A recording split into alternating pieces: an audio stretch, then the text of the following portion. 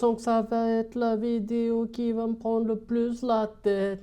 J'ai pas d'humeur à lire tes commentaires. Surtout si t'insultes des mères. Bon. On va commencer la vidéo, c'est mieux. Et salam le monde, c'est Hakim Pas Possible, j'espère que vous allez bien les amis. On se retrouve évidemment pour... t'as bien lu le titre. Les gars, la saison va débuter. Et je me suis dit, pourquoi pas faire un peu, voilà, un 11 du Maroc pour la CAN 2025 qui arrive mine de rien assez vite, même si ça a été décalé en décembre 2025, janvier 2026. On va jouer quand même sur une CAN sur 2 ans. C'est quand même assez lunaire. Bref, les gars, je voulais faire un peu comme une série, entre guillemets, pour voilà, dire un peu voilà, mon 11 du Maroc actuel. Voilà, celui que je veux voir pour la CAN. Peut-être qu'il y aura une évolution, peut-être qu'il y aura un hashtag 2. Voilà, de mon 11 du Maroc, comment il évolue selon l'état de forme, selon voilà, les blessures, etc. Et en plus, il y aura des matchs entre-temps, avec évidemment les matchs en septembre, enfin bref. Voilà, là les gars, c'est pour ça que c'est dans un premier temps, je vois mon 11 du Maroc comme ceci. Donc je vais vous le présenter évidemment dans quelques instants. N'hésitez pas à lâcher un maximum de likes et à vous abonner en activant cette fucking cloche et vous me dites en commentaire si vous êtes d'accord ou pas. Les amis, on va commencer tout simplement, évidemment, avec dans les buts, bien sûr, les frérots. Yacine Bounou, voilà, évidemment, Yacine Bounou qui a encore fait un match exceptionnel en remportant les tirs au but là, il n'y a pas si longtemps avec son équipe en Arabie Saoudite de Al Hilal, où évidemment, voilà, il est toujours aussi bon, que ce soit en club et que ce soit en sélection, même si, je ne vais pas vous mentir les gars, Bounou, Mounir, pour moi, même combat. C'est-à-dire que même si Bounou n'est pas disponible, si on a Mounir, je suis tout autant rassuré, les gars. Il faut être honnête, encore une fois, avec ce qu'a réalisé Mounir aux Jeux Olympiques. Il a fait que confirmer qu'on pouvait compter sur lui, quoi qu'il arrive. Donc, que je mette Bounou ou Mounir, voilà, il n'y a pas de débat. Pour moi, c'est kiff-kiff. On a un numéro 1 et un numéro 1 bis, comme j'ai dit, parce que Mounir, pour moi, n'est pas un numéro 2, mais un numéro 1 bis. Donc, je mets Bounou, mais voilà, vous avez quand même tout compris. Latéral droit, évidemment, les gars. Achraf Hakimi. Là, il n'y a pas de débat. Achraf Hakimi qui a fait une très grosse saison. Même s'il y a eu un petit trou d'air, mais pour moi, qui a fait une très grosse saison du côté du Paris Saint-Germain et une très grosse compétition lors de ces JO, les gars, parce qu'il a été hors norme, évidemment, l'un des meilleurs joueurs de cette équipe. En soi, pas une surprise parce que c'était un peu la star de ce tournoi de football, hein, des JO, hein, on va pas se mentir, c'était l'une des stars, voire la star de ces JO. Et il l'a prouvé sur le terrain, il a été énorme, voilà, pas à peine de revenir là-dessus, évidemment. La charnière centrale, les gars, je partirais sur une bonne charnière. Nayef Aguerd, Chadi Riyad. Alors, c'est vrai que Aguerd, c'est un peu en perdition du côté de West Ham. On va voir comment va évoluer sa situation et comment il va faire cette saison en n'étant pas forcément titulaire indiscutable. En tout cas, la saison dernière, sous Moyes, il n'était pas titulaire indiscutable. Est-ce que cette saison, il va avoir du temps de jeu? On va voir. On va voir avec le nouveau coach comment ça va se passer. Mais voilà, c'est une situation qu'on va observer, on va voir comment il va évoluer. Voilà, ça reste évidemment voilà, en suspens, même si Aguerd, évidemment, pour moi, avec la sélection marocaine, c'est indiscutable quand même. Il a toujours été bon, il est passé à travers aucun match, en tout cas de mémoire, de souvenir. Et même pour moi, lors de la dernière CAN, je trouve qu'il a, normalement, il était là, entre guillemets, pour apprendre aux côtés de Saïs, ce qu'il a fait évidemment, mais il a surtout aidé Saïs lors de cette dernière compétition. Saïs qui était vraiment en dessous, et c'est pour ça que je ne mets pas Romain Saïs, mais je mets bien Chadi Riyad qui, voilà, là, va changer aussi de dimension en jouant en Première Ligue. Ça va être un très gros test avec Crystal Palace, qui n'est pas une équipe dégueulasse, qui est une équipe voilà, moyenne de Première Ligue comme West Ham. On va mettre ça au même niveau et on va voir justement s'il va confirmer, pourquoi pas suivre les traces de Romain Saïs ou d'un Neybet en Première Ligue. Mais voilà, ça peut être intéressant aussi de le voir en Première Ligue. Il a ce profil-là où il est aussi très physique, peut-être un poil voilà, un peu lent C'est vrai que c'est pas un joueur très rapide, mais qui est bon dans l'anticipation. Évidemment, voilà, il est jeune, c'est l'avenir aussi de notre sélection. Il a 22-23 ans, si je dis pas de bêtises. Voilà, même encore plus jeune, mais bref, de toute façon, vous me dites en commentaire, hein. Mais voilà, franchement, pour moi, c'est l'avenir et c'est. Voilà, même du peu qu'il a montré, pour moi, je suis satisfait. J'ai envie de le voir dans de grosses confrontations, évidemment, en zone Afrique. Voilà, avec, je sais pas, de la Côte d'Ivoire, Nigeria, Ghana, etc. Vous savez très bien. J'ai envie de le voir dans une grosse confrontation. À voir. Arrière gauche, les gars. Bah, franchement, c'est vrai que tu as le choix soit entre un Mazraoui qui va signer à Manchester United, soit un Attiyar Tallah qui rejoint à nouveau l'Afrique, qui est de retour en Afrique du côté de Al Ahly, le club évidemment égyptien.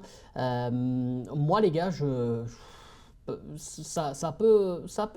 il peut y avoir un débat, mais moi, pour moi, c'est Attiyar Tallah, les gars. Attiyar Tallah à gauche, pour moi, ces dernières années au Maroc, c'est, je veux dire, la confirmation et surtout dans le sens où, pour moi, c'est une certitude. J'ai aucun doute si je mets un Attiyar Tallah. Mazraoui, j'apprécie énormément le boug, il n'y a pas de souci en tant qu'arrière droit, mais j'ai toujours eu un problème avec lui côté gauche.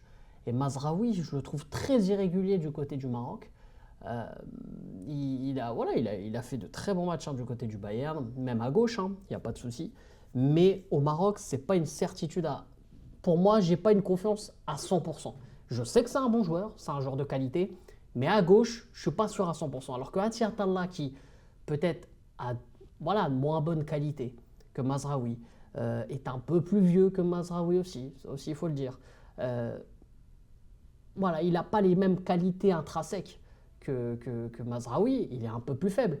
Mais j'ai plus confiance en lui à 100% parce que déjà il va jouer à son poste et il a l'expérience en plus de l'Afrique. Donc moi, pour moi, je partirais sur un Attiyar Tallah. À voir, encore une fois aussi, comment va évoluer sa saison. C'est vrai que là, son passage en Russie est catastrophique parce que déjà, il descend en deuxième division, même si quand il rejoint le club est dernier. Il joue très peu. On l'a senti un peu en surpoids, en manque de rythme quand il a joué avec le Maroc, quand il a été de retour avec le Maroc.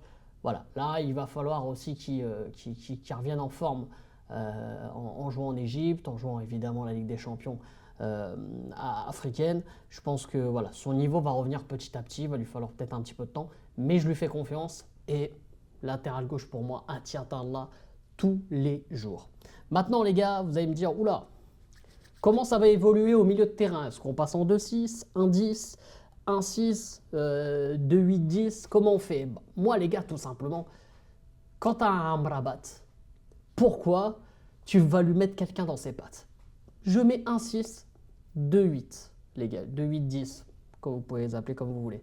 Donc évidemment, les gars, que je vais mettre un Sofiane Amrabat devant la défense. Sofiane Amrabat qui est pour moi irréprochable avec le Maroc depuis la Coupe du Monde. Voilà, on va pas se mentir, pour moi, il est intouchable.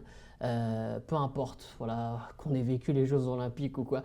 Les gars, franchement, Amrabat, il est intouchable. Pour moi, tu es obligé de le garder, même si sa situation en club est un peu compliquée, du moins que... Enfin, si en tout cas il reste à la Fiorentina, voilà, il pourra évidemment continuer à voilà, faire les beaux jours de la Fiorentina en Serie A, mais est-ce que là, il ne va pas être dans une impasse avec la Fiorentina qui ne veut pas forcément le prolonger parce qu'il lui reste plus qu'un an de contrat, la Fiorentina qui veut absolument le vendre, histoire de gratter quelque chose, Manchester United qui ne fait pas tout pour le récupérer non plus. Ça sent l'Arabie Saoudite, ça sent cette destination-là et ça risque de m'inquiéter pour la prochaine Coupe d'Afrique, évidemment, voire la prochaine Coupe du Monde. Donc, pour le moment, comme j'ai dit les gars, ce 11 peut évoluer, c'est pour ça que j'aime d'avance cette série-là. Je pense qu'on se retrouvera tous les 3-4 mois pour faire un petit point. Mais les gars, pour le moment, Sofiane Amrabat devant la défense, intouchable. Maintenant les gars, il y a un très bon débat. Parce qu'on a vu de très belles choses durant ces Jeux Olympiques. Notamment ce milieu de terrain, El Khannous, Targalin, Richardson. Et c'est des joueurs qui ont gagné énormément de points, surtout comment ils ont été utilisés de la part de Tarek Sekhtioui. Comment ils vont être utilisés de la part de Regragui, ça c'est un autre débat, on ne se plonge pas là-dedans. Mais pour moi, dans le profil, comment je vois, voilà ma vision, je mettrai un Richardson un peu plus haut, accompagné d'un Ounahi. Je m'explique. Richardson, évidemment, comme je viens de dire, il a gagné des points. Richardson qui a ce profil d'être autant à l'aise voilà, on va dire dans la récupération, parce qu'il a récupéré énormément de ballons dans les duels. Il a des longues jambes, frère. C'est-à-dire il est à droite, un adversaire déboule à gauche. Avec sa jambe, il s'allonge, il te récupère le ballon. C'est-à-dire, non, il a un volume de jeu impressionnant. Et évidemment, il a une qualité technique incroyable. Et il est gaucher, ce qui est important, moi je trouve aussi dans le milieu de terrain pour avoir voilà, un autre profil et pour équilibrer tout ça. Et avec un Ounahi, je m'explique encore avec Ounahi parce que je pense qu'il y en a évidemment aussi qui ne sont pas d'accord avec moi, je peux comprendre évidemment, et qui ne voient plus Ounahi dans ce milieu de terrain. Ounahi, les gars, encore une fois, pour moi au Maroc, il est irréprochable, il est intouchable. Dans le sens où, pour moi, Ounahi, il a fait que des bons matchs. Il n'a pas raté de match. En tout cas, dans les grosses rencontres, il a toujours été là. Sa situation en club, évidemment, qu'elle est très moyenne.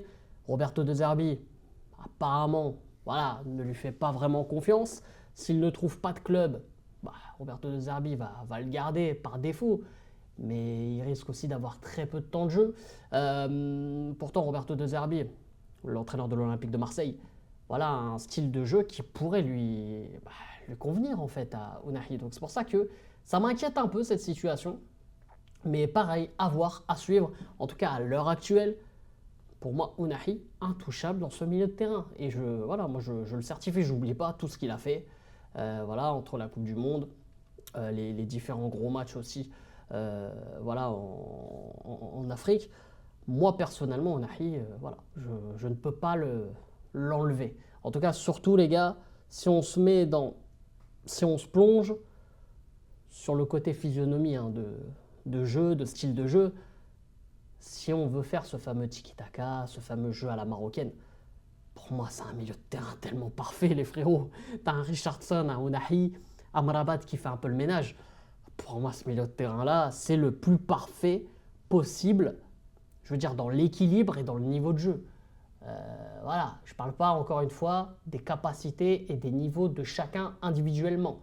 Je sais que ça va me parler de d'autres joueurs, on va en parler dans quelques instants, mais pour moi, c'est le milieu de terrain le plus équilibré, le plus homogène. Voilà, il est parfait comme ça. Voilà, après, encore une fois, ce n'est que mon point de vue. Je t'attends en commentaire.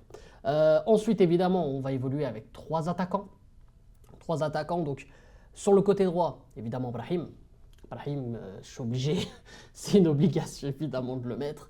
Je le mets à droite, il va rentrer évidemment, même s'il a un peu des deux pieds, mais c'est vrai qu'il aime bien aussi rentrer avec sa petite patte gauche. Et surtout, évidemment, c'est un joueur qui peut dézonner et qui peut laisser la place à Hakimi, prendre ce couloir et évoluer un peu avec ce milieu de terrain. Et pourquoi pas même se transformer avec un petit voilà, 4-4 de losange. Voilà, ça peut aussi se transformer. Enfin, moi j'aime bien parce que quand tu joues un peu en tiki-taka, quand tu joues voilà, beaucoup avec le ballon, ce que j'aime bien, encore une fois, c'est voilà, dézonner, foutre un peu, comme on dit, un peu la merde, quoi.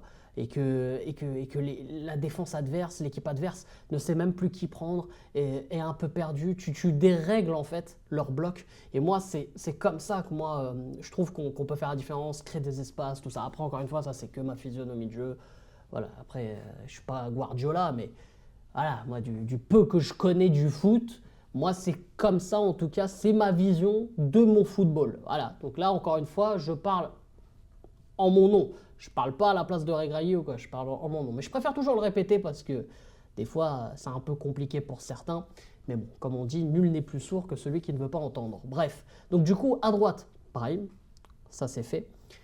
Côté gauche, les amis, Ben Seguir. Ben Seguir, même si, entre guillemets, il a un peu passé à côté de ses JO, je vais mettre sur le compte, on va dire, de la fatigue et de la grosse saison quand même, l'une de ses premières grosses saisons, parce qu'il est encore tout jeune, hein, il faut le rappeler. Voilà, il est un peu fatigué, je peux comprendre, il n'y a pas de souci, Ben Seguir.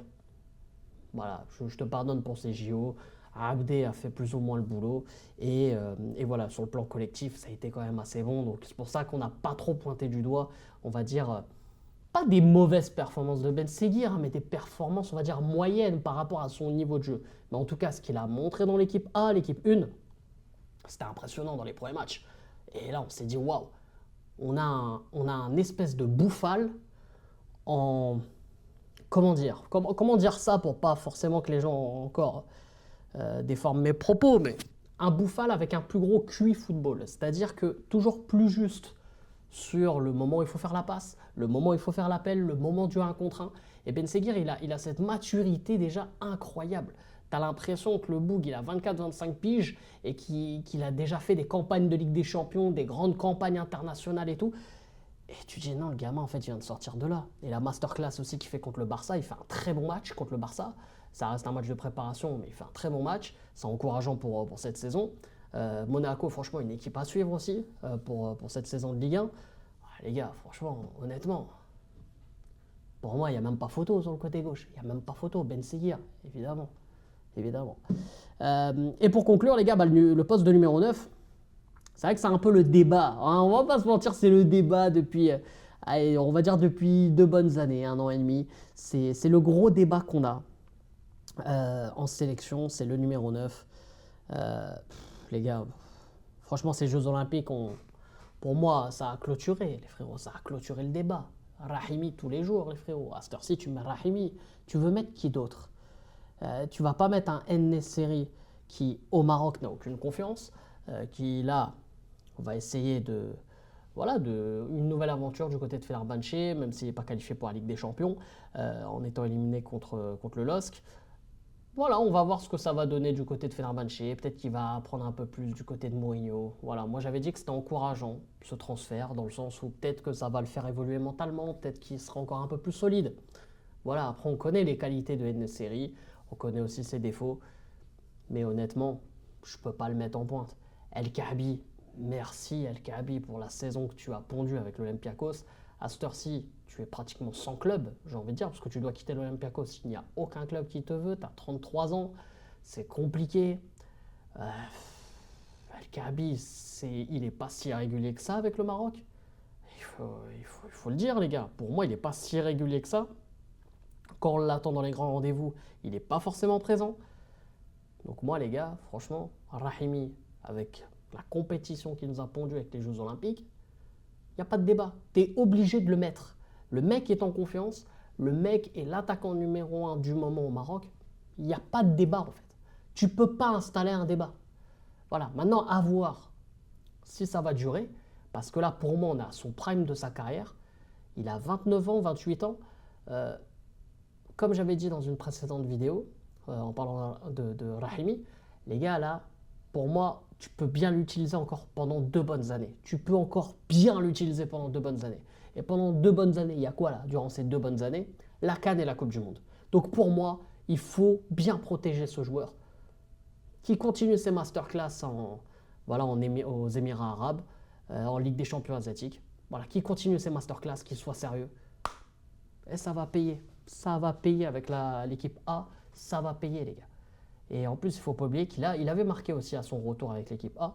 Donc voilà, on a un joueur qui est totalement en confiance et qui a marqué ses Jeux Olympiques comme jamais. Donc pour moi, voilà les gars, mon 11 actuel. Mon 11 actuel, au moment où on se parle, on est le 16 août, je vois ce 11-là pour la CAN 2025. C'est un 11 qui peut évoluer selon évidemment les performances de chacun, les saisons en club, même les matchs qui vont arriver en septembre. Bref, pour moi, c'est mon 11. Mon 11, c'est mon 11. Tu peux pas, c'est mon 11. Beaucoup vont me parler de Ziyech. Qu'est-ce que tu fais de Ziyech?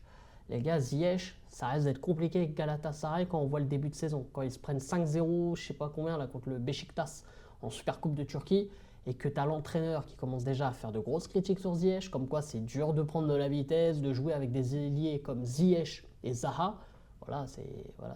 C'est dire. Bref, je sens que ça va être une saison compliquée. Et puis Ziyech est vieillissant. Ziyech, pour moi, merci pour tout. Mais à un moment donné, les joueurs qu'il y a sur le côté, entre guillemets, sont pour moi plus intéressants et plus performants. Est-ce que Ziyech serait capable par contre d'avoir ce rôle de remplaçant? Ça, je ne suis pas sûr.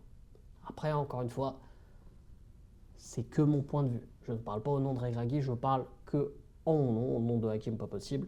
Mon 11, comment je le vois. Donc moi-même, personnellement, je ne convoquerai plus un Hakim Ziyech. Voilà. Et je mets de côté Et je parle même pas de l'attitude qu'il a déjà eue, les mauvaises. Je parle même pas de ça. Je parle que de foot, les frérots. Je parle que footballistiquement parlant. Voilà. Comme ça, il n'y a pas de débat. Il n'y a pas de ouais, mais de toute façon, tu as un problème avec Ziyech. Je sais pas quoi. Et je parle même pas de ça, les frérots. Je parle même pas de ça. Donc voilà. En tout cas, les amis, voilà pour mon 11. N'hésitez pas, comme d'habitude, bah voilà, à me donner votre avis juste sous la vidéo en commentaire. Et bien sûr, les amis, bah n'hésitez pas à liker un maximum et à vous abonner en activant cette fucking cloche. Et vous me dites, voilà, vous me dites vraiment tout en commentaire. Lâchez-moi votre 11. Ça pourrait être pas mal. Lâchez-moi votre 11. Et comme ça, on verra qui a le meilleur 11. En tout cas, les frérots, c'était Hakim pas possible. Je vous aime, je vous laisse. Je vous fais la fucking bise et surtout, dis-moi Maghreb.